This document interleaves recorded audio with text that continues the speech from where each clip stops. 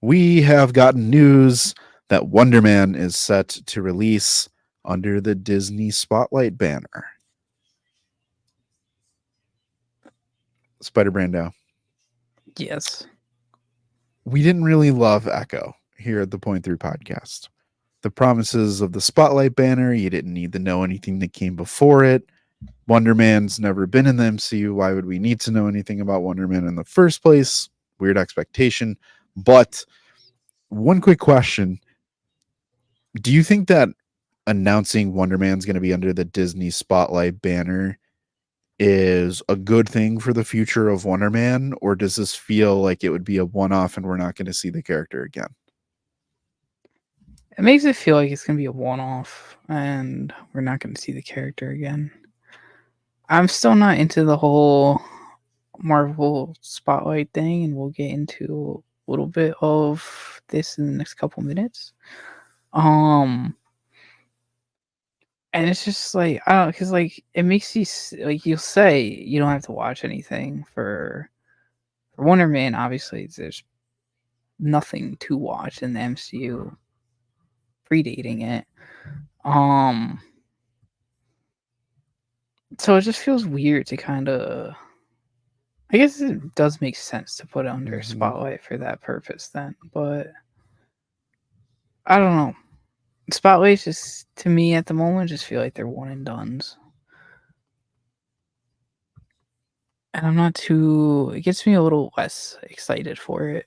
Because I would like it to be a television project to hopefully Yeah. get more. Yeah. Or like see him connected into other shows or something.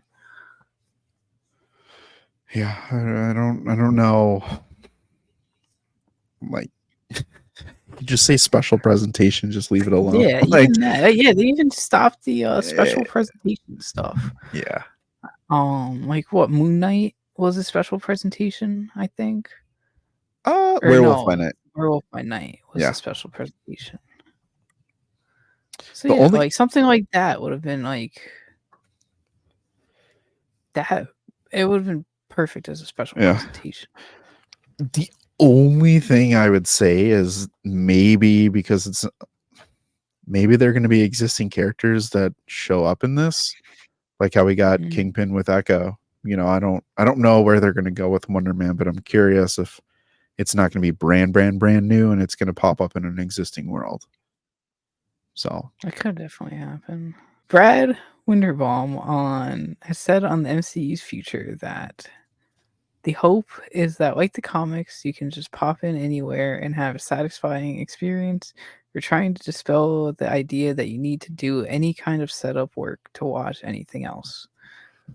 So, with that quote, and the Deadpool and Wolverine director a couple weeks ago, Sean Levy, has said that he made the movie geared for people to not have to do research prior to viewing, as he understands there's a lot to potentially have to keep up with, and it's a lot just for someone to go back and watch all those some corny X-Men movies. So with those two comments and the Marvel Spotlight comment and Marvel's recent decision to create the three separate divisions of Marvel Studios, Marvel Animation, and Marvel Television, and also having Marvel Spotlight, which I don't know, I guess that falls under Marvel Television. yeah. Do you think this is the beginning of a new MCU soft reboot on how we consume media for them? Because to me, I don't. It'll feel weird to just say that like, you could just watch Deadpool and Wolverine without watching anything else. Like I get they'll probably explain it, um, compared to just like picking up a random comic book and reading it. I feel like it's just two very different types of media that I would like to do the research on the like watching the films before, but I understand there's like a million comics that I will not pick up and read before then, if that makes sense. Yeah, the hard. So there's kind of a few ways that I look at this. And I think right now, Disney Marvel is doing the best that they can to kind of quell the noise that's surrounding the MCU right now and segregate some of these issues into different buckets so that the perception of Marvel Studios will increase, right? So if we're saying like, we just looked at, I have figures back here that have the Marvel Studios label on them. So you know that it's not old like Mattel toys or something. It's like, oh, it's an MCU toy. It's a new Marvel toy. Like they're using that in their marketing and their branding, right? There's that association. However, post Endgame, post 2019, the connotation that's associated with Marvel is it alive? Like those conversations are running rampant right now. And then you go back to the whole vision thing of like, what's going on, but we don't want it. Like, give us an answer, but we don't want your answer. Like, we want a better answer than that. And that's difficult, right? In the position that they're in. The hard part is you get like Echo, which was under the Marvel spotlight. And for the first episode, for the first 30 minutes, they literally recounted all of her backstory and what she did in Hawkeye. So when people see that and they're like, whoa, Ronan, I remember Ronan from Infinity War and Endgame. Like, that's cool. If you didn't watch Hawkeye, you probably want to go watch Hawkeye. All those scenes were from Hawkeye. And then kind of in the light of X-Men 97, there was the 92 series, and you could go back and watch some episodes to prepare you for certain kind of storylines that popped up throughout the 10 episode season for season 1, but it was so good that you really didn't have to, and you could sit there and enjoy it. And that's where I'm at right now is Disney Marvel is promising this increase in quality and reduction in quantity. We literally just ran through how many projects that are going to be set in the production. So when is that going to happen? Is it actually going to happen? Is the quality going to be high enough for your live action stuff to where people can be okay without filling in the gaps? That's my big question. When you sit here and say like Deadpool, Wolverine, just enjoy the movie. And what Ryan Reynolds just came out and said, like, temper your expectations essentially. Like, it's not going to be anything crazy. Like, stop overthinking things. Like, just simplify it, sit there, watch the movie because it's going to be kick butt. And like, we made this for you guys. Okay. Those are just a handful. Those are drops in the bucket, really. And my concern moving forward is the quality going to be up to par project after project, show after show, movie after movie, to where people don't care to go back and fill in the gaps because you guys just didn't write it well enough. You didn't produce it well enough to satisfy people to really walk away from the end of a season or walk out of a theater to say, that was awesome. Like, that was just flat out awesome. Like, the MCU is great. Like, it is thriving right now. Go check out our conversation around the MCU and the golden age, because we kind of allude to this transition period that we're kind of in. Um, I don't know, man. I don't know. I'm hearing it, but I think I got to see it.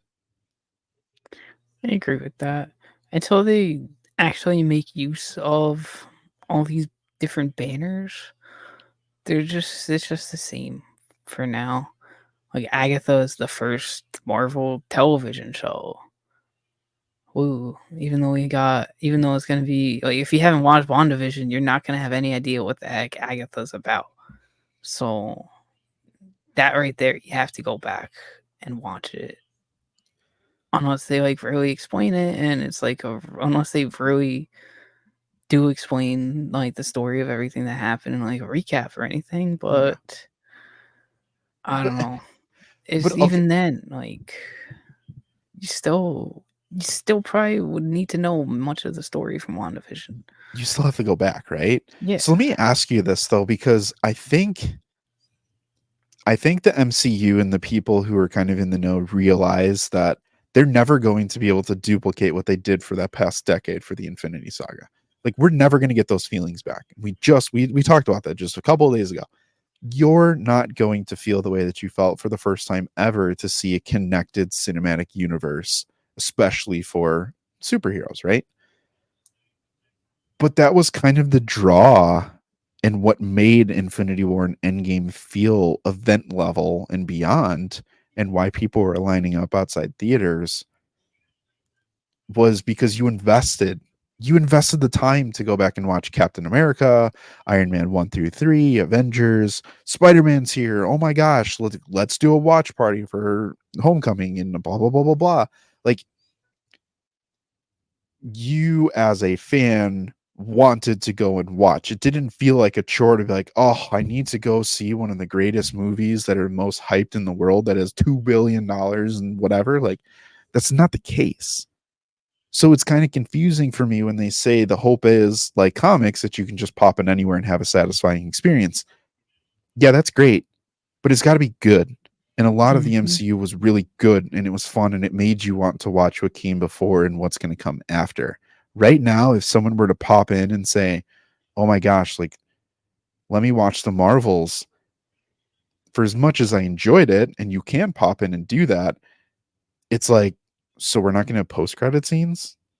So who are these characters? Like, why is there a blue furry guy in the corner when she shows up in a hospital and then she's like, "Mom," and she's like, "I'm not your mom." If you don't know anything that happened before that, you'd be like, what is going on? And you're not going to get a follow-up and get satisfactory answers for a very long Mhm. time. So that Uh, that is like, to me, that sounds like they're taking the MCU out of the MCU.